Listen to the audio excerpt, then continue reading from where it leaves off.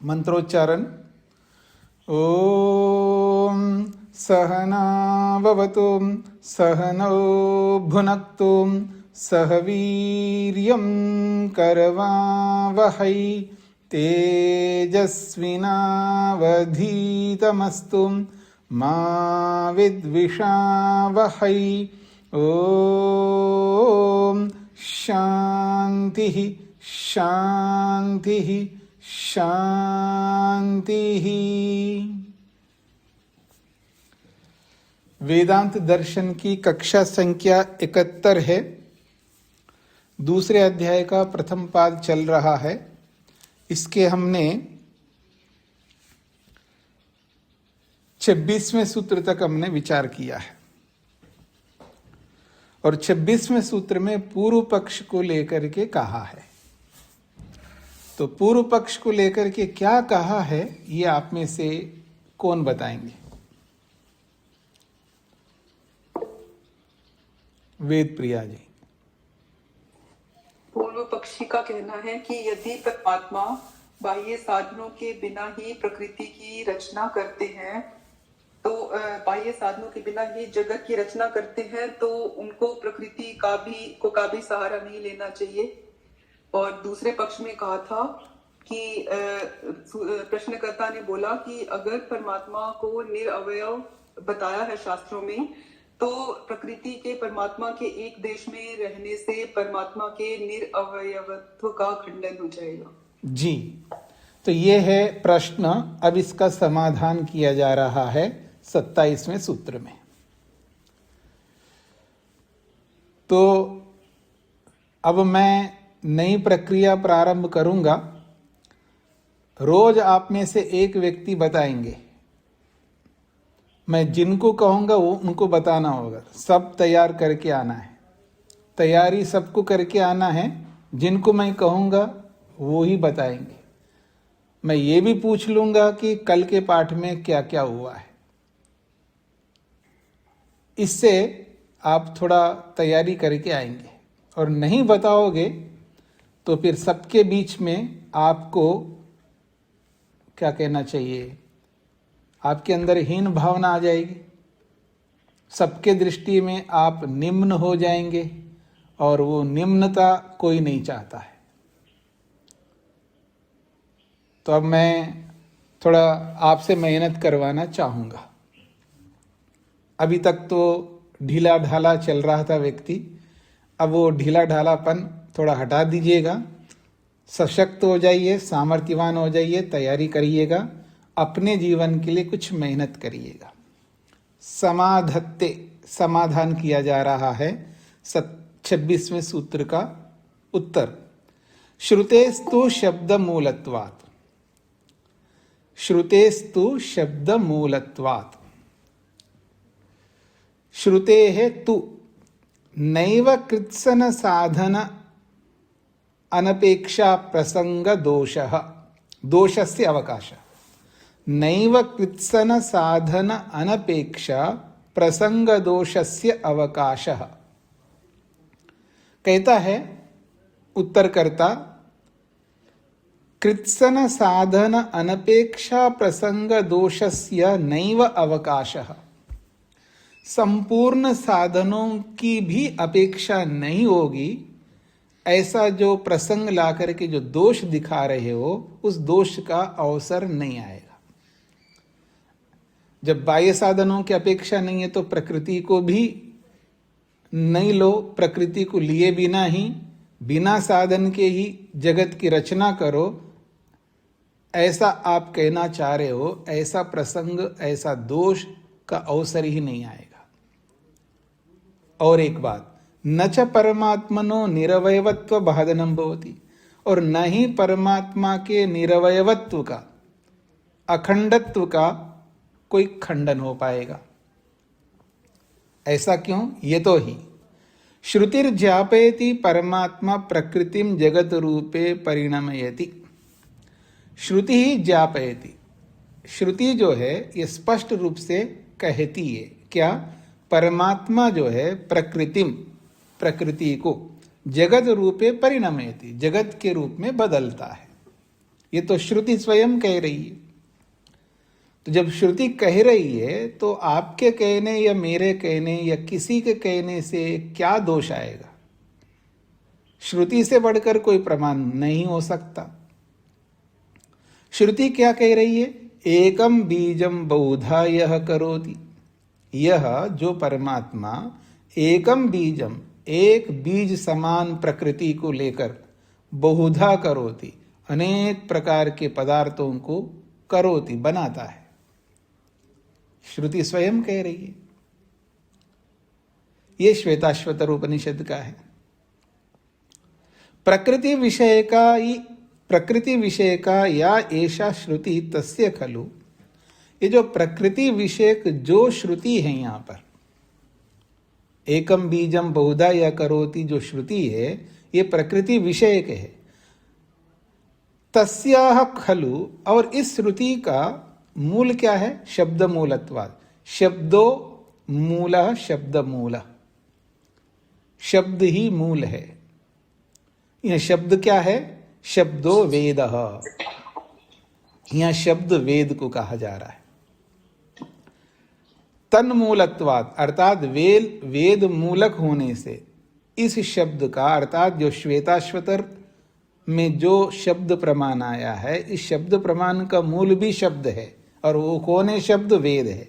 तो तन्मूलत्वाद, वेद मूल होने से, इसके पीछे वेद मूल होने से प्रामाण्यम, इस शब्द की भी प्रामाणिकता है। कौन से शब्द की प्रामाणिकता है? एकम बीजम बहुधा या करोति। एक बीज को अनेक स्वरूपों में जो बदल रहा है परमात्मा, इस वचन के पीछे मूल में वेद है। जब मूल में वेद है, वेद से ये अविरुद्ध है, तो इसकी भी प्रामाणिकता है। और इतना ही नहीं है कि ये जो उपनिषद कह रही है इसको प्रामाणिक ना माने, क्योंकि वेद भी ऐसा ही कहता है। जो वेद कहता है उसी को तो उपनिषदकार कहता है। याद रखिएगा, जो कोई भी ऋषि कहता है और जिस विषय में ऋषि कहता है, तो समझ लेना वो वेद से ही कहता है, वेद से अलग नहीं कह सकता। वो आपकी तरह या मेरी तरह या किसी और की तरह नहीं है ऋषि। हाँ जी, क्या समझ में आया जी आपको? ये आपकी तरह या मेरी तरह या किसी की तरह नहीं है ऋषि। ये क्या समझ में आया? समझ में ये आना चाहिए, हम क्या करते हैं, ऋषि क्या करते हैं। हम क्या करते हैं? बात तो आप सही कह रहे हो, बात तो आप सही कह रहे हो, लेकिन करूंगा तो मैं अपने मन की, ये हम कहते हैं। साधारण मनुष्य जो है वो क्या कहता है? बात तो सही कह रहे आप, लेकिन जब लेकिन बोलता है ना, समझ लेना वो उससे विरुद्ध जाता है।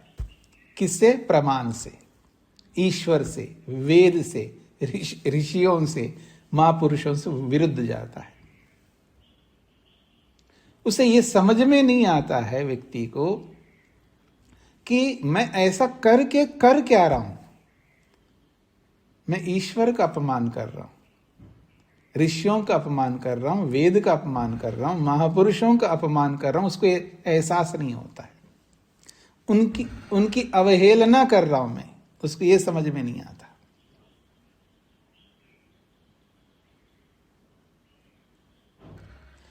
यहां दो बातें हैं। एक बात यह होती है, एक विषय में सामर्थ्य नहीं है, एक विषय में सामर्थ्य नहीं है। अब वो जब वो सामर्थ्य जहां नहीं है, वो नहीं कर सकता, वहां अवहेलना कर रहा, ऐसा नहीं होता है। वहां पर वहां ये होता है जी, आज मुझ में सामर्थ्य नहीं है, लेकिन मैं ये करके दिखाऊंगा, यही मेरा लक्ष्य है जीवन का, ये मैं करके दिखाऊंगा आपको। एक तो ये होता है, तब भी हम कह सकते हैं कि वो अवहेलना नहीं कर रहा, उसका सामर्थ्य नहीं, बेचारा क्या करेगा, लेकिन उसका टारगेट बना हुआ है। और दूसरा ये होता है न तो टारगेट बनाता है, वो अवहेलना ही करता जाता है। बात तो आप सही करें, लेकिन मैं तो नहीं करूंगा, ऐसा शब्द नहीं बोलता मैं नहीं करूंगा, लेकिन जी ये कारण है, वो कारण है, कुछ ना कुछ वो घुमाता है अपने आप को, क्योंकि उसको करना नहीं है और वहां सामर्थ्य भी होता है। सामर्थ्य होते हुए भी नहीं करता व्यक्ति। ऐसा आप, मैं या कोई भी अपने जीवन को देख सकते हम कि कहां मेरे में सामर्थ्य फिर भी नहीं कर रहा हूं, तो समझ लेना कि मैं ईश्वर का, वेद का, ऋषियों का, महापुरुषों का अपमान कर रहा हूं, अवहेलना कर रहा हूं, और इसी का नाम है पाप। और एक घनघोर पाप है, उसको एहसास नहीं होता व्यक्ति को।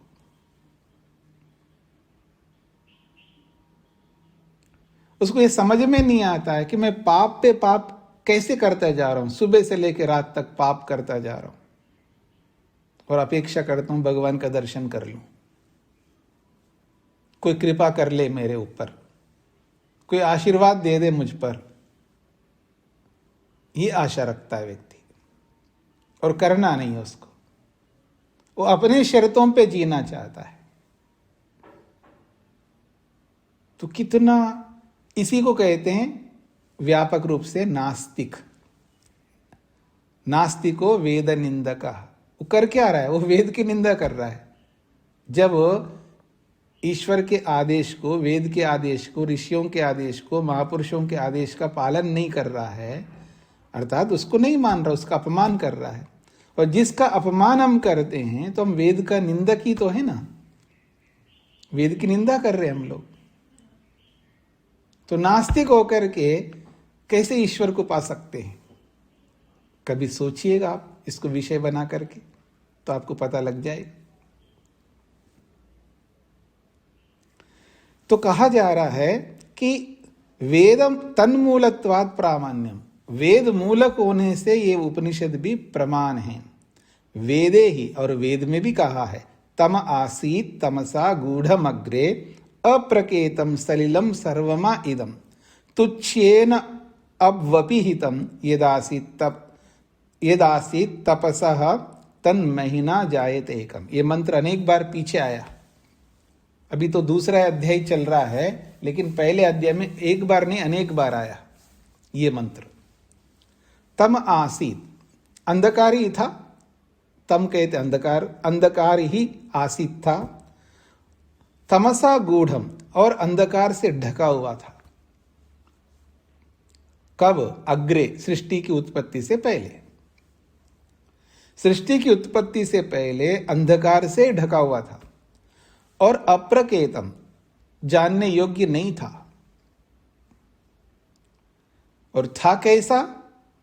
सलिलम सर्वमा इदम, इदम ये जो कुछ भी संसार दिखाई दे रहा है, इदम सर्वम ये सारा का सारा, असलिलम सब ओर से मानो पानी की तरह था। पानी कोई एक वस्तु के रूप में नहीं है ना, ऐसे तरल पदार्थ है, फैला हुआ है पानी।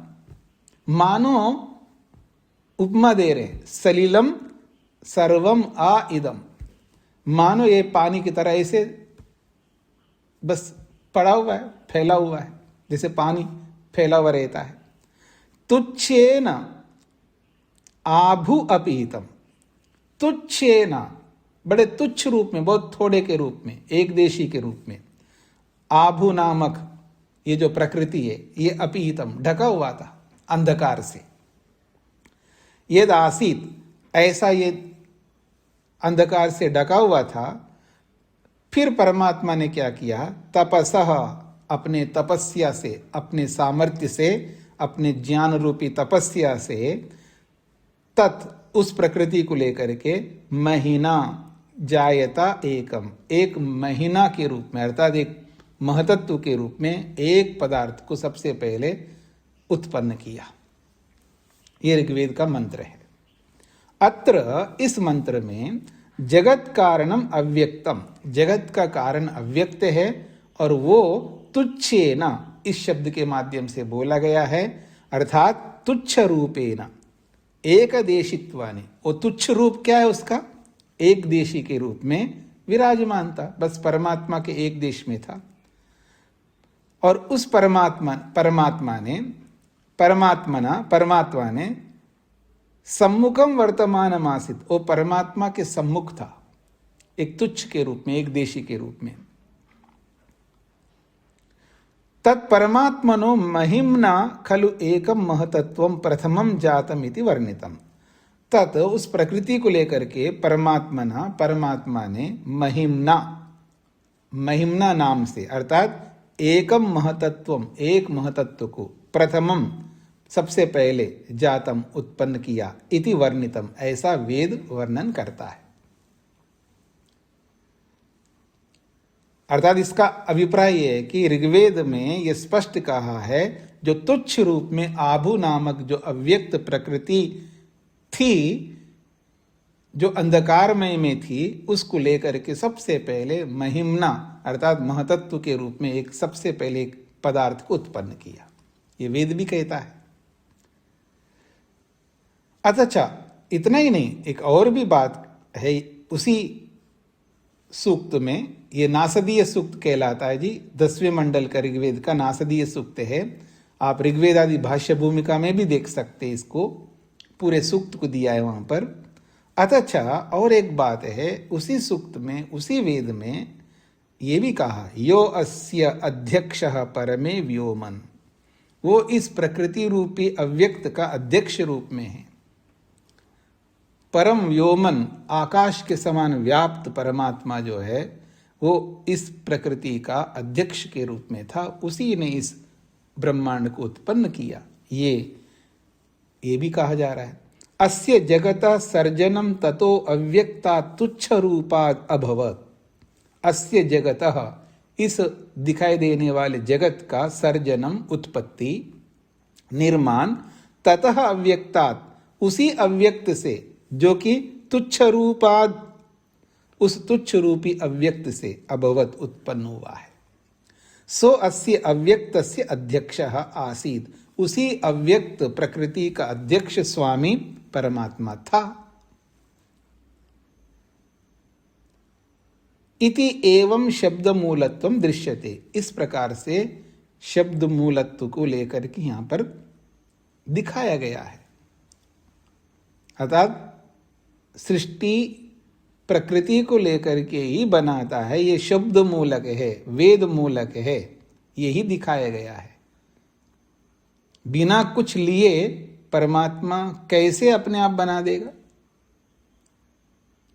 कोई ऐसा कोई चूमंतर थोड़ा है कि अभाव से भाव के रूप में प्रस्तुत करे। जो अभाव है, अर्थात जो वस्तु है ही नहीं है, और फिर वस्तु के रूप में प्रस्तुत करे, ये भगवान भी नहीं कर सकता। सर्वशक्तिमान का अर्थ ये नहीं है जो ना हो सकने योग्य को कर दे। जो हो सकने योग्य को करता है, यही उसका सामर्थ्य है। और प्रकृति को लेकर के सृष्टि बनाना ये बहुत बड़ा कार्य है, बिना सर्वशक्तिमत्ता के नहीं हो सकता। ये इसका तात्पर्य है। हाँ जी, सूत्रार्थ लिख लीजिएगा। श्रुतेस्तु शब्द मूलत्वात्, परमात्मा प्रकृति को लेकर, परमात्मा प्रकृति को लेकर जगत रचना करता है। परमात्मा प्रकृति को लेकर जगत रचना करता है। परमात्मा प्रकृति को लेकर जगत रचना करता है, यह बात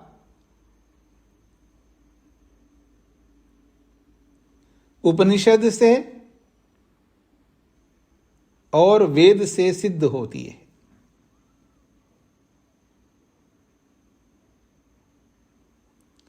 यह बात उपनिषद से और वेद से सिद्ध होती है।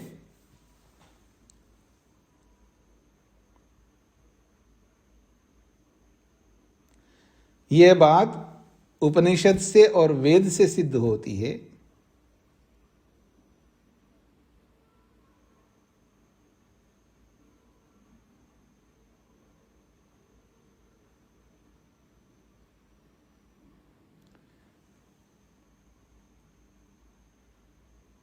इसलिए उपनिषद वेद मूलक होने से, इसलिए उपनिषद वेद मूलक होने से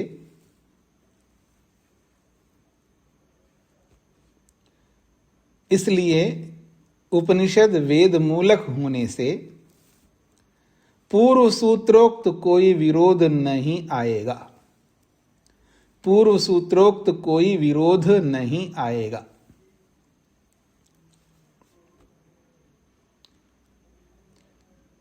पूर्व सूत्रोक्त कोई विरोध नहीं आएगा। परमात्मा प्रकृति को लेकर जगत रचना करता है, यह बात उपनिषद से, वेद से सिद्ध होती है। इसलिए उपनिषद वेद मूलक होने से पूर्व सूत्रोक्त कोई विरोध नहीं आएगा। शोभा जी को क्या कहना है? नमस्ते स्वामी जी। जी स्वामी जी थोड़ा सा स्लो पढ़ा दीजिए, छूट रहा है। सूत्रार्थ थोड़ा सा स्लो पढ़ा दीजिए, छूट रहा है, जल्दी जल्दी हो रहा है। नहीं, सूत्रार्थ के लिए कह रहे हैं, पूरे भाष्य के लिए कह रहे हैं? सूत्रार्थ के लिए नहीं, जो आपने पढ़ाया उसको। अच्छा, तो इसको दोबारा पढ़ा दूं क्या?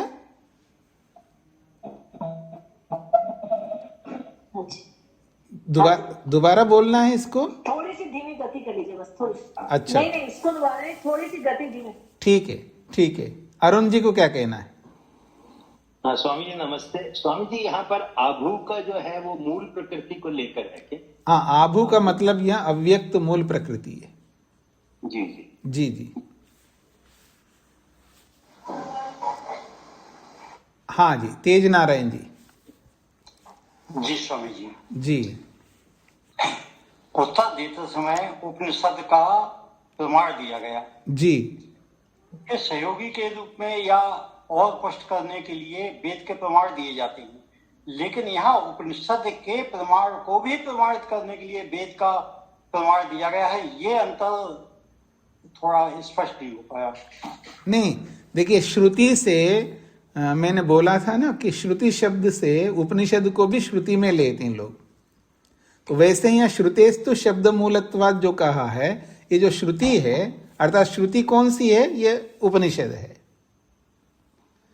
और ये उपनिषद रूपी श्रुति जो है वो वेद रूपी शब्द के मूल वाला होने से उपनिषद जो कह रही है वो बिल्कुल ठीक कह रही है, ये प्रस्तुत करना चाहते हैं यहाँ पर।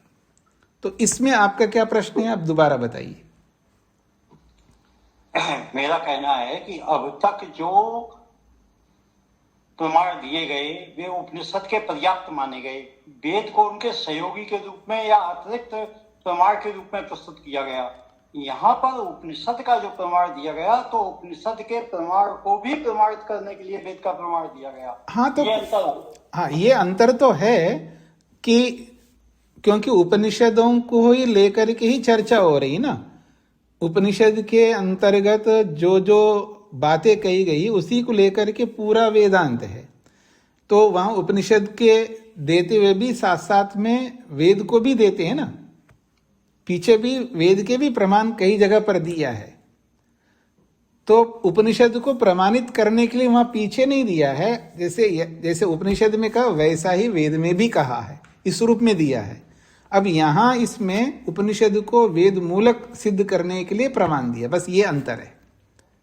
तो केवल आप अंतर बताना चाह रहे हैं या कोई? अच्छा, अंतर बताना है। हाँ, अंतर बताना चाह रहे, बिल्कुल सही है, बिल्कुल सही है। जी जी जी। सरस्वती जी। नमस्ते स्वामी जी। स्वामी जी ये वाक्य मुझे और एक बार बता दीजिए। तुच्छेन तुच्छ रूपेण एकदेशित्वेन परमात्मनः सम्मुखं वर्तमान आसीत्, ये थोड़ा बता दीजिए। जी। अत्र जगत कारणम अव्यक्तम, इस ऋग्वेद के मंत्र में जगत का जो कारण है वो अव्यक्त प्रकृति को लेकर के कहा है। और वो अव्यक्त प्रकृति कैसा है तो उसके लिए कहा है, जो मंत्र में तुच्छेन शब्द है, तुच्छ रूप से। तुच्छेन का मतलब है तुच्छ रूप, जैसे आप मेरे लिए तुच्छ हो, ऐसा हम लोग भाषा में प्रयोग करते हिंदी में। आप हिंदी भाषी नहीं है, लेकिन हिंदी में ये प्रयोग होता है, आप तो मेरे लिए तुच्छ है, अर्थात आप मेरे सामने कुछ भी नहीं है। तो ऐसे ही प्रकृति परमात्मा के सामने कैसा है? तुच्छ है, अर्थात बहुत थोड़ा सा है, मतलब बहुत थोड़ी सी है। व्यापक परमात्मा के सामने अगर मान लीजिए समुद्र के सामने एक ड्रॉप पानी कितना है जी? तुच्छ है। तो ऐसे ही परमात्मा, व्यापक परमात्मा के सामने जो प्रकृति है वो ऐसा ही है जैसे समुद्र के सामने एक ड्रॉप के समान है, इसलिए उसको तुच्छ शब्द से बोला है। अब वो तुच्छ है अर्थात बहुत थोड़ी सी है प्रकृति। अब वो थोड़ी सी कितनी है? तो एक देश के रूप में परमात्मा के एक स्थान में रहती है। यही नहीं समझ में आया स्वामी जी। हाँ, एक देश का मतलब होता है कि अगर सावयव वस्तु होती है, सावयव वस्तु होती है, अनेक अवयवों से बनी हुई वस्तु होती है, उसमें ही भाग होते हैं, खंड होते हैं, पार्ट्स होते हैं। लेकिन परमात्मा तो निरवयवी है, उसके भाग नहीं होते हैं, ठीक है। फिर भी उसको एक भाग में रहता है ऐसा या रहती है ऐसा बोला गया है, ये समझने के लिए बोला है, हमारे लिए बोला है, यथार्थ में नहीं है।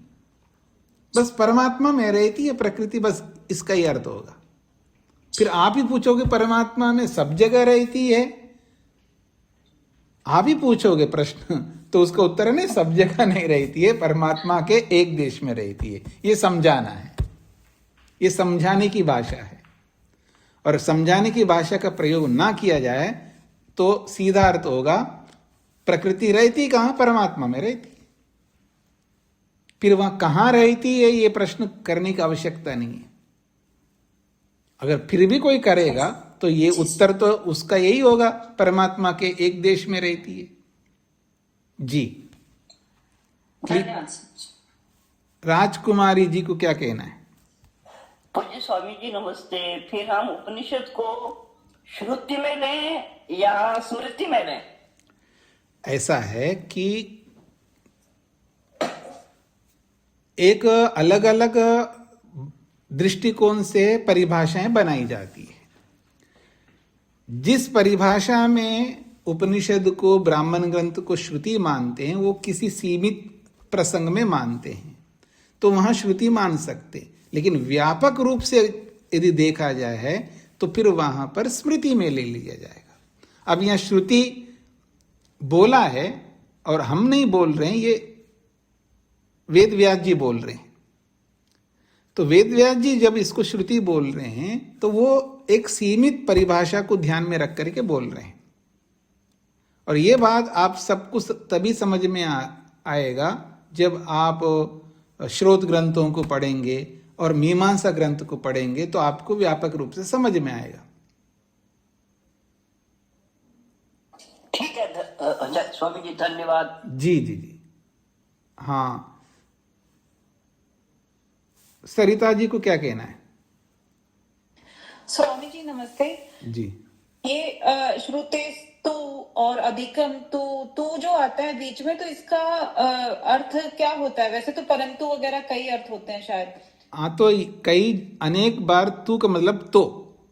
श्रुति तो शब्द मूलक होता है, तो अर्थ निकलता है। प्राय जो है तू का अर्थ तो निकलता है हिंदी में। ठीक है स्वामी। मधु जी। स्वामी जी सादर नमस्ते। स्वामी जी आसीदित्य एवं मूल शब्द मूलत्वम दृश्यते, यहाँ से अंतिम पंक्ति पूरी। मुझे इसमें ये नहीं समझ आया कि सब परोक्ष विषय क्या है। कहाँ परोक्ष विषय बताएं यहाँ पर? अंतिम पंक्ति। जी जी जी, अंतिम पंक्ति। एवं शब्द मूलत्वम दृश्यते, यहाँ से अंतिम पूर्व दोष प्रसंग तक। जी जी। तो कहते हैं अस्य जगत सर्जनम ततो अव्यक्तात्। अस्य जगत सर्जनम, इस संसार का, जगत का जो सर्जनम निर्माण हुआ है, ये किससे हुआ है? ततो अव्यक्तात्, उस अव्यक्त से हुआ है। अव्यक्त कैसा है? तुच्छ रूपात्, वो तुच्छ रूप से एक देशी के रूप में था, उससे अभवत उत्पन्न हुआ है। सो अस्य अव्यक्तस्य, ऐसे उस तुच्छ रूपी अव्यक्त का अध्यक्ष जो है वो परमात्मा आसीत था। इति एवं, इस प्रकार से ये जो बात कही गई है शब्द मूलत्वम दृश्यते, ये शब्द मूलक ही है, अर्थात ये वेद मूलक ही है। क्या वेद मूलक है? एकम बीजम बहुधा य करोति, ये जो बात कही है ये बात ये वेद मूलक ही है, ऐसा दृश्यते जाना जाता है, समझा जाता है। एतादृशेषु सर्व परोक्ष विषयेषु, एतादृशेषु सर्व परोक्ष विषयेषु, ऐसे ऐसे, एतादृशेषु का मतलब है ऐसे ऐसे जितने भी परोक्ष विषय वाले बातें हैं। एक तो प्रत्यक्ष है, प्रत्यक्ष का मतलब साक्षात सीधा सीधा वेद में बोला है वो प्रत्यक्ष है, लेकिन जो इनडायरेक्टली जो उपनिषदों में बोला है, दर्शनों में बोला है, अन्य ऋषिकृत ग्रंथों में जो बोला है वो सब परोक्ष रूप से हैं। साक्षात वेद ने नहीं कहा वो, इसलिए उन्होंने कहा वो परोक्ष है। तो सर्व परोक्ष विषयेषु, सभी परोक्ष विषयों में वेदः खलु एव प्रमाणम भवितुमर्हति, वह वेद ही प्रमाण के रूप में हो सकता है उन सब का मूल। तस्मात् नात्र पूर्व दोष प्रसंग, इसलिए जो प्रश्नकर्ता ने 26वें सूत्र में जो दोष को लेकर के उठाया है वो दोष नहीं आएगा, ये कहना चाहते हैं। ये पंक्ति छूट गई थी, आपने याद दिलाया, अच्छा किया जी। हाँ जी, आगे बढ़ूं जी मैं। आत्मनि च एवं विचित्राश्च, आत्मनि च एवं विचित्राश्च। हाँ जी मधु जी। स्वामी जी, मैं एक बात और स्पष्ट कर लेती हूँ चलते चलते कि जो ऋषि लोग बात कहते हैं वो सब परोक्ष होती है बातें। हाँ जी, केवल वेद प्रत्यक्ष है। वेद प्रत्यक्ष का मतलब है साक्षात वेद में जो कहा है उसको मतलब जैसे वेद ने कहा है कि द्वा सुपर्णा सयुजा सखाया, ठीक है जी, तो वहां पर दो सुंदर पक्षी है, तो वह साक्षात दो पक्षी को लेकर के बोला है। अगर मैं या मतलब किसी ऋषि ने बोला है कि दो पदार्थ हैं आत्मा और परमात्मा, तो अब आत्मा परमात्मा दो पदार्थ है, ये सीधा सीधा कहाँ बताया? उन्होंने अपनी ओर से बताया वेद के अनुसार, तो ये परोक्ष बात है। तो जो ऋषि लोगों ने जो जो सिद्धांत हमारे सामने रखा है, जैसे कि न्याय दर्शनकार ने 16 पदार्थ रखे हैं, कपिल ऋषि सांख्य दर्शनकार ने 25 पदार्थ रखे हैं, और वैशेषिक दर्शनकार ने कनाद मुनि ने 6 पदार्थ रखे, ऐसे जो भी रखे हैं। अब ये साक्षात वेद में तो दिखाई नहीं दे रहा है आपको, इन्होंने रखे हैं, तो परोक्ष बातें हैं, पर इन सब का आधार मूल वेद है। इस तरह आपको समझना है। स्पष्ट हो। आत्मनि च एवं विचित्राः च, आत्मनि च एवं विचित्राः च, सर्वेषाम् आत्मरूपे परमात्मनि तु एवं विचित्राः प्रभावाः भवन्ति तस्य सर्वशक्ति मत्वा। कहते हैं सर्वेषाम आत्मरूपे परमात्मनि, सर्वेषाम सभी का आत्मरूप परमात्मा में, तु एवं तो इस प्रकार से विचित्रा प्रभाव भवन्ति, विचित्र प्रभाव होते हैं। यानी संसार के जितने भी वैचित्र गुण हैं, विचित्र गुण हैं, सर्वेशाम का मतलब है विचित्र, अलग अलग विशिष्टताएं, विशेषताएं, जो धर्मों के रूप में या गुणों के रूप में देख सकते हैं। तो उन सभी धर्मों का, सभी गुणों का, सभी विशेषताओं का आत्मरूप है परमात्मा ने, वो आत्मरूप परमात्मा में ही विराजमान है। एवं इस प्रकार से विचित्र प्रभावा भवन्ति, उनका विचित्र प्रभाव होते हैं। जैसे ईश्वर की दया, उसका प्रभाव विचित्र है, वो सबके ऊपर उसका प्रभाव होता है। सब ये ईश्वर भक्त कम से कम ये कहता है कि मुझ पर ईश्वर की दया है, मुझ पर तो ईश्वर की कृपा है जी, भगवान की बहुत बड़ी कृपा है मुझ पर, बस 2 बेटे हैं, वेल सेटल्ड है, ये परमात्मा की दया है, ऐसा बोलता है ना व्यक्ति। तो ईश्वर के किसी भी एक गुण को लेकर के देखिएगा तो कैसा है, विचित्र है, और उनका प्रभाव जो है हम पर विशेष विशेष रूप से पड़ता है। ईश्वर के विभिन्न गुणों का प्रभाव हम पर पड़ता है। क्यों ऐसा? तस्य सर्वशक्तिमत्वात्, उसकी सर्वशक्तिमत्ता है। यत् सह बाह्य उपकरण मंतरेण, वो बाहर के साधनों के बिना, किसी अन्य साधन के बिना प्रकृति को द्रावयेत, वो गति प्रदान करता है। द्रावयेत, उसको गति प्रदान करता है। श्रावयेत, उसको मिला देता है। परिणमयेत च, और उनको बदल भी देता है। उनको हिलाता भी है, मिलाता भी है, और नई वस्तु के रूप में परिवर्तित भी करता है। जगत रूप है, ये सब किस लिए करता है? जगत के रूप में। जगत रूप में बनाने के लिए वो प्रकृति को द्रावयेत, उसके अंदर गति पैदा करता है। श्रावयेत, आगे बढ़ा करके दूसरी वस्तु के साथ मिलाने का करता है। और उनको परिणमयेत, उसको बदल भी देता है। ठीक हो गया जी? तो सर्वेशाम आत्मरूपे परमात्मनि, सबका आत्मरूपी परमात्मा, ऐसा भी कह सकते। सभी पदार्थों का या सभी चेतन पदार्थों का आत्मरूप जो परमात्मा है, उसमें तो विचित्रा प्रभाव बनती, उनके अंदर विचित्र प्रभाव होते हैं, अर्थात विचित्र गुण होते हैं। वो विचित्र है, अद्भुत स्वरूप है उसके सर्वशक्तिमान होने से। यत् कि स बाह्य उपकरण मंतरेण, वो बाहर के साधनों के बिना प्रकृति को द्रवित करता है, चलाता है। श्रावयेत, उसको आगे बढ़ा करके मिलाता है। परिणमयेत, उसको बिल्कुल एकदम चेंज करके, परिवर्तित करके हमारे सामने रख देता है, जो कि जगत रूप में है। तो जगत रूप में बनाने के लिए उसमें संचलन करता है, उनको आगे बढ़ाता है और परिवर्तित करता है। ऐसे समझ सकते हैं आप। सूत्रार्थ, परमात्मा में ऐसी विचित्र अद्भुत शक्तियां, सामर्थ्य हैं। परमात्मा में ऐसी विचित्र अद्भुत शक्तियां, सामर्थ्य हैं। परमात्मा में ऐसी विचित्र अद्भुत शक्तियां, सामर्थ्य हैं।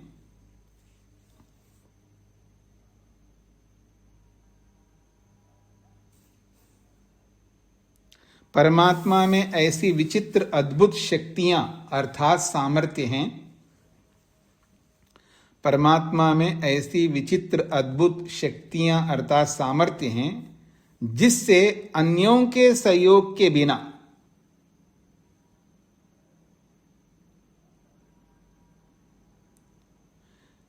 जिससे अन्यों के सहयोग के बिना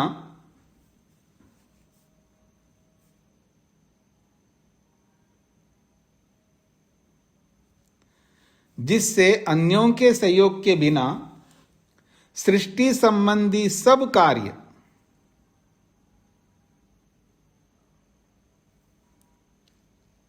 जिससे अन्यों के सहयोग के बिना सृष्टि संबंधी सभी कार्य अकेले कर लेते हैं। जिससे अन्यों के सहयोग के बिना सृष्टि संबंधी सब कार्य अकेले कर लेते हैं। परमात्मा में ऐसी विचित्र अद्भुत शक्तियां अर्थात सामर्थ्य हैं, जिससे अन्यों के सहयोग के बिना सृष्टि संबंधी सब कार्य अकेले कर लेते हैं।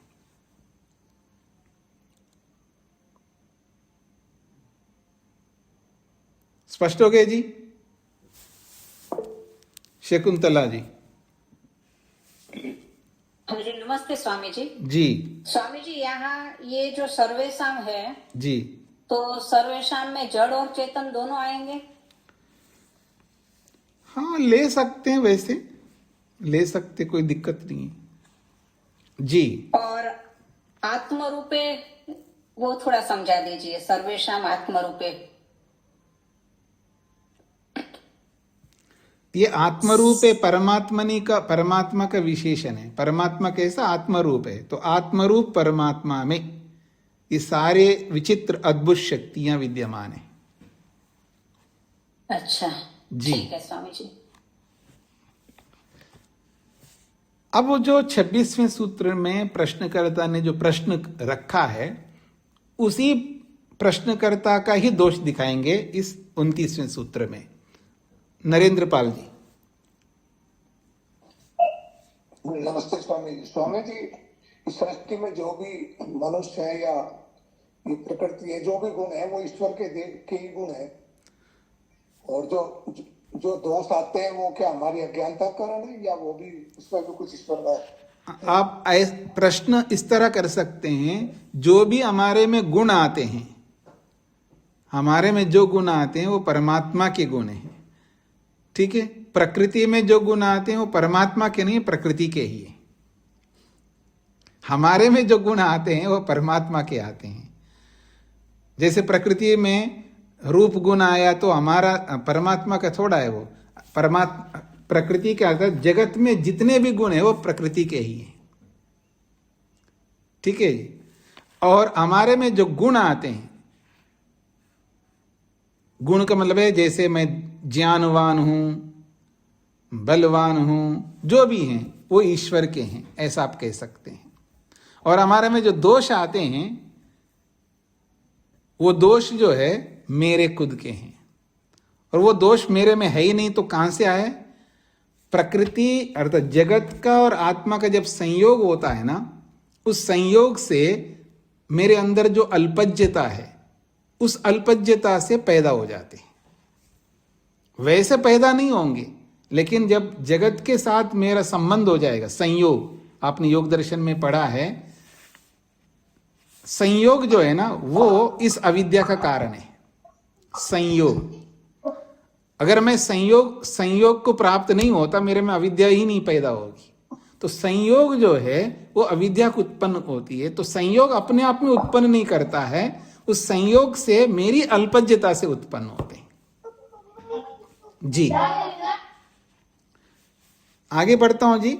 स्वपक्ष दोषाच्च, अब जो 26वें सूत्र में जो दोष दिखाया था उसी के पक्ष में दोष दिखा रहे हैं इस सूत्र से। स्वपक्ष दोषात, या स्वपक्ष का मतलब है पूर्व पक्ष में दोष आने से। पूर्व पक्ष ने, प्रश्नकर्ता ने जो दोष दिखाया है उसी के अंदर दोष आ जाएगा। स्वपक्ष दोषात च, स्वपक्ष अर्थात पूर्व पक्ष, यहां स्वपक्ष का अर्थ है पूर्व पक्ष। प्रकृति जगता स्वतंत्रम कारणम, पूर्व पक्ष क्या था? प्रकृति जगत का स्वतंत्र रूप से कारण है, यह उसका पक्ष था, शुरू से चला आ रहा था उसका। स स्वपक्षो ही अनेन दुष्येत, उसका जो अपना पक्ष है इससे दूषित हो जाता है। किससे दूषित होता है जी? ये जो बोल रहा है कि परमात्मा बिना बाह्य साधन के या किसी भी साधन के सृष्टि को उत्पन्न करता है, ये जो कहना चाह रहा है प्रश्नकर्ता, तो अपने पांव पर कुलाड़ा मार रहा है ना। पहले तो उसने कहा प्रकृति स्वयं सृष्टि को बनाती है, परमात्मा की आवश्यकता नहीं है। फिर कहता है परमात्मा सृष्टि को उत्पन्न करता है, किसी को लिए भी नहीं करता है। तो अपने पक्ष को ही खंडित कर रहा है वो एक प्रकार से। बात समझ में आ रही है जी सभी को? पीछे से प्रसंग आ रहा है ना कि प्रकृति बिना किसी और के स्वयं सृष्टि को बनाती, ये प्रसंग चला है ना पीछे से। तो उसका अपना पक्ष क्या है कि प्रकृति जगत का स्वतंत्र कारण है, ये उसका पक्ष है। स्वपक्ष वही उसका अपना पक्ष है, अर्थात पूर्व पक्ष का अपना पक्ष है। ऐसा उसका जो स्वपक्ष है अनेन दुष्येता, इससे दूषित हो जाता है। किससे? ये जो 26वें सूत्र में जो बोला है कि बिना बाह्य साधन के, क्या वो तो प्रकृति के बिना ही, उसका पक्ष क्या है जी? प्रकृति के बिना ही सृष्टि को बना देगा। तो प्रकृति को ही आप नकार रहे हो ना, जबकि आप प्रकृति को ही स्वतंत्र कारण बताया था पहले। समझ रहे हैं आप सब लोग? नहीं समझ में आ रहा है तो पीछे का प्रसंग याद रखो ना। पीछे प्रकृति को स्वतंत्र कारण माना है सृष्टि की उत्पत्ति में। तो जब प्रकृति को स्वतंत्र कारण माना है तो अब आप इस 26वें सूत्र में उस प्रकृति को भी नहीं लो, बाह्य साधनों को तो क्या वो प्रकृति को भी ना लो, फिर भी सृष्टि बना देगा परमात्मा। 26वें सूत्र में यही कहा था ना, आप किसी बाह्य साधन के बिना ही कर लेता है। 24वें सूत्र को देखो, 24वें सूत्र, 23वें सूत्र को देखो। इन सब सूत्रों से पता लगता है कि वो संयोग की अपेक्षा रखता है। तो कह रहे नहीं, संयोग की अपेक्षा नहीं है। उसने कहा कि जैसे कुम्हार घड़ा बनाता है तो मिट्टी को लेकर के बनाता है, लेकिन उसको दूसरे साधन भी चाहिए। और आप कहते हो प्रकृति को लेकर के परमात्मा जगत को बनाता है तो उसको भी तो दूसरे साधनों की आवश्यकता रहती है। तो सिद्धांती ने कहा कि नहीं, दूसरे साधनों की आवश्यकता नहीं है, वो खुद ही कर लेता है। जैसे कि गाय अपने आप दूध स्रावित करती है। तब प्रश्नकर्ता कहता है नहीं, यदि बाह्य साधनों के बिना ही करता है तो प्रकृति के बिना भी कर दे। ये 26वां सूत्र है। तो प्रकृति के बिना ही जगत को बना दे, ये जो कह रहा है ये अपने पक्ष का ही खंडन करेगा। पहले तो उसने प्रकृति को स्वतंत्र कारण बनाया था सृष्टि की उत्पत्ति में, अब यहां प्रकृति को हटवाना चाह रहा है, तो अपने पक्ष का ही खंडन कर रहा है ना। ये बात 29वें सूत्र में कही जा रही है। मधु जी अब समझ में आया? तो कह रहे हैं स्वपक्ष अर्थात पूर्व पक्ष प्रकृति जगत स्वतंत्र कारण। उसका पूर्व पक्ष क्या है? प्रकृति जगत का स्वतंत्र कारण है। सस्वपक्ष वही उसका अपना पक्ष है। उसका जो अपना पक्ष है अनेन दुष्येता, इससे इस 26वें सूत्र से दूषित हो जाएगा। यदि प्रकृति भिन्नानाम साधनांतराणाम अपेक्षा अभीष्टा स्यात्। यदि प्रकृति भिन्नानाम साधनांतराणाम अपेक्षा अभीष्टा स्यात्, प्रकृति से भिन्न साधनों की अपेक्षा होगी ऐसा आप जो बोल रहे हो, उसको बोलने से अपने पक्ष का खंडन करोगे। उसका अपना पक्ष क्या है जी? प्रकृति स्वतः बिना किसी के सहयोग से सृष्टि को बनाती है। तो अब आप बाह्य साधनों की अपेक्षा रख रहे हो। नहीं, बाह्य साधनों के बिना कैसे सृष्टि बनेगी? जब बाह्य साधनों की अपेक्षा रखोगे तो आपका जो पक्ष था कि प्रकृति बिना किसी सहयोग के स्वयं बनाती है, ये जो आपका पक्ष था वही खंडित हो जाएगा। ये इसका तात्पर्य है। शोभा जी समझ में आ गया? सूत्रार्थ लिखिएगा। यदि प्रकृति से भिन्न साधनों को स्वीकार नहीं किया जाता है, यदि प्रकृति से भिन्न साधनों को स्वीकार नहीं किया जाता है, यदि प्रकृति से भिन्न साधनों को स्वीकार नहीं किया जाता है, यदि प्रकृति से भिन्न साधनों को स्वीकार नहीं किया जाता है तो प्रश्नकर्ता के अपने ही पक्ष में, तो प्रश्नकर्ता के अपने ही पक्ष में, तो प्रश्नकर्ता के अपने ही पक्ष में दोष सिद्ध होता है। तो प्रश्नकर्ता के अपने ही पक्ष में दोष सिद्ध होता है।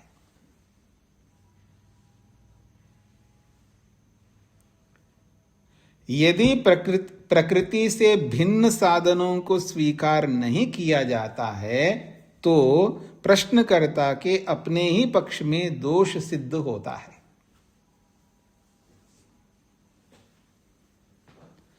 तीसवां सूत्र, सर्वोपेता च तद्दर्शनात्। सर्वोपेता च तद्दर्शनात्। सर्वोपेता च परमात्मना सहायभूता जगतः उपादान कारण रूपा प्रकृति अस्ति।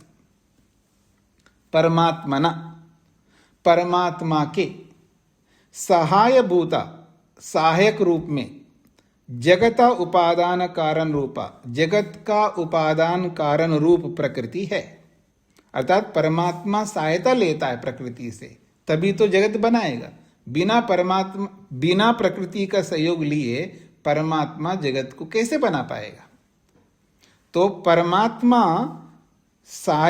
परमात्मा का सहायक जगत का जो उपादान कारण रूपी प्रकृति है, वो उसका सहायक अर्थात जगत की उत्पत्ति में उसका सहयोग ले रहा है। सा सर्वोपकरण युक्ता अस्ति। सा और वो जो जिसको लेकर के जगत बनाता है वो प्रकृति सर्वोपकरण युक्ता अस्ति, सभी उपकरण सभी साधनों से युक्त है। अर्थात उपादान कारण में सारे साधन विद्यमान है और ऐसे सभी साधन संपन्न प्रकृति को लेकर के जगत को बना देता है। फिर उसके लिए अलग से कुछ साधनों की आवश्यकता नहीं है परमात्मा को, ये कहना चाहते हैं। ये बताने की दृष्टि है। पहले की दृष्टि ये है कि परमात्मा में इतना सामर्थ्य है, इतनी शक्ति है, वहां परमात्मा मुख्य है। परमात्मा ही साधारण कारण है, परमात्मा ही निमित्त कारण है, सब कुछ परमात्मा है और प्रकृति को लेकर के जगत को बनाया है। ये एक दृष्टि है। अब यहां 30वें सूत्र में जो दूसरी दृष्टि बता रहे हैं, उपादान कारण को महत्व बना दिया, उसकी महत्ता दर्शाया जा रहा है कि प्रकृति के अंदर सारे साधन खुद में विद्यमान है, खुद में सारे साधन विद्यमान है, इसलिए आसानी से परमात्मा उस प्रकृति को लेकर के जगत को बना देता है। जब ऐसी स्थिति है तो फिर अलग साधनों की क्या आवश्यकता है? सारे साधन प्रकृति में खुद में है, ये कहना चाहते हैं यहां पर। यह है सर्वोपेता, सभी साधनों से युक्त। उपेता कहते हैं युक्त। सर्व उपेता सर्वोपेता, सभी साधनों से युक्त प्रकृति है। ये सर्वोपेता जो है प्रकृति का विशेषण है, स्त्रीलिंग में है। तो कहते हैं परमात्मना सहायभूता जगता उपादान कारण रूपा प्रकृतिरस्ति। परमात्मा के सहायक जो जगत का उपादान कारण रूप जो प्रकृति है, सा वो प्रकृति सर्वोपकरण युक्ता अस्ति, सभी उपकरणों सभी साधनों से युक्त है। तत्र प्रकृतौ ही आकाशः कालः दिशश्च अपि खलु अंतर्भवन्ति। तत्र प्रकृतौ उस प्रकृति में आकाश है, काल है, दिशाएं हैं, ये सब के सब अंतर्भवन्ति, उसी प्रकृति के अंदर विद्यमान है, अर्थात संवर्तन्ते, उसी के अंदर है। अंतर्भवन्ति कहो संवर्तन्ते कहो एक ही बात है। उस प्रकृति में आकाश काल दिशा सब कुछ उसी प्रकृति के अंतर्गत विद्यमान है, ये कहना चाह रहे हैं यहां पर। कुतो गम्यते, ये बात कैसे जानी जाएगी? कुतो गम्यते, कैसे जाना जाता है जी? तो तद दर्शनात्, ये देखा जाता है।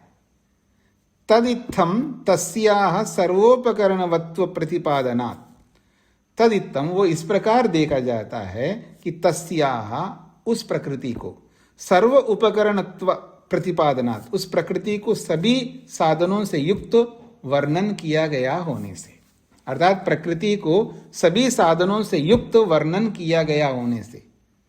यद्वा, ऐसा भी आप कह सकते हो, प्रकृति तत्परिवार प्रतिपादक दर्शन शास्त्रात्, प्रकृति को तत्परिवार प्रतिपादक दर्शनात्, प्रकृति को ऐसा दर्शा है वो अपने परिवार सहित उसको शास्त्र में वर्णन किया गया होने से।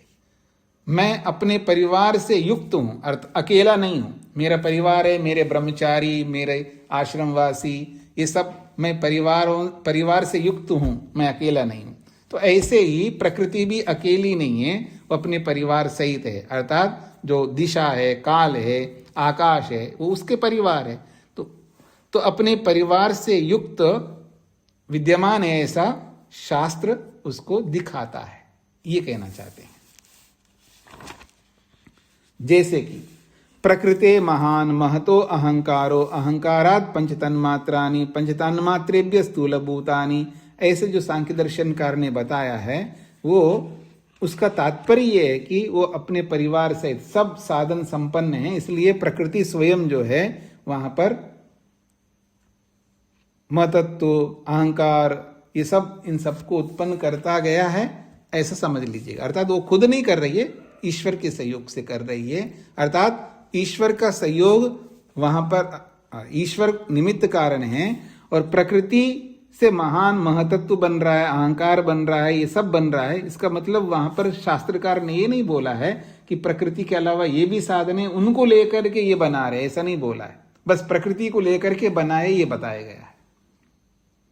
इसका मतलब है प्रकृति में सभी साधन विद्यमान है, तभी तो सांख्य दर्शनकार ये बात कह सकते हैं। अगर अलग से साधन लेना होता तो सांख्य दर्शनकार को ये बोलना पड़ता, प्रकृति से महतत्व बना है तो इन साधनों को जोड़ करके प्रकृति से महतत्व बना है, ऐसा लिखते। फिर वो ये खुद लिख रहे हैं तो प्रकृति से महतत्व बना है, इसका मतलब है उस प्रकृति में सारे गुण विद्यमान हैं, सारे साधन विद्यमान हैं, फिर और किसी को लेने की आवश्यकता नहीं, ऐसा कहना चाहते हैं, ये कह रहे हैं। ठीक हो रहा है जी? स्पष्ट हो गया? सूत्रार्थ लिख लीजिएगा।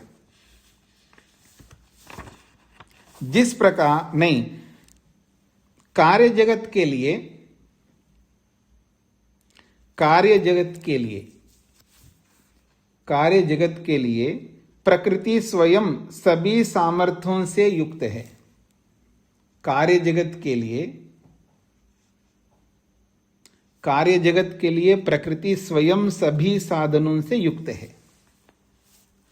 कार्य जगत के लिए प्रकृति स्वयं सभी साधन सामर्थ्यों से युक्त है।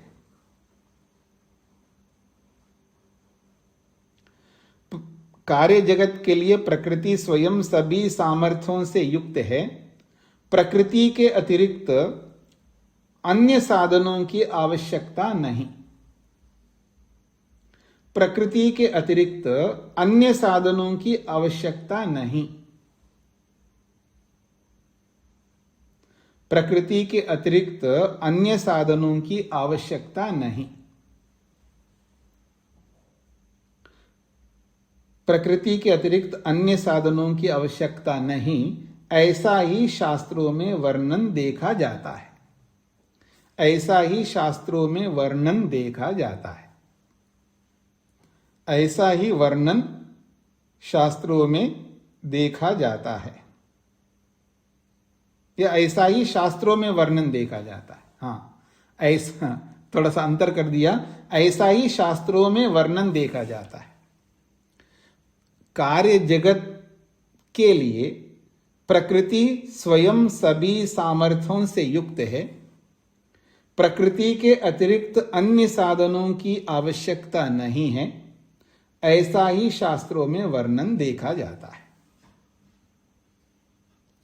ठीक हो गए जी? तो तैयारी करके आइएगा, ताकि मैं आप में से पूछूं। ये भी पूछ सकता हूं, इस सूत्र का अभिप्राय बताइए, इस सूत्र का अर्थ बताइए, इस सूत्र में क्या कहा गया है, कुछ भी पूछ सकता हूं इन सूत्रों से संबंधित। अब तैयारी करके आइएगा। होमवर्क रोज आपको दिया जाएगा इसी तरह, तभी आप कुछ करके आ पाएंगे। नहीं तो स्क्रीन के सामने पुस्तक खोलो, बंद कर दिया तो दोबारा ये पुस्तक खोले, ऐसा ना करना आप। ठीक है जी? ओम शांति शांति शांति।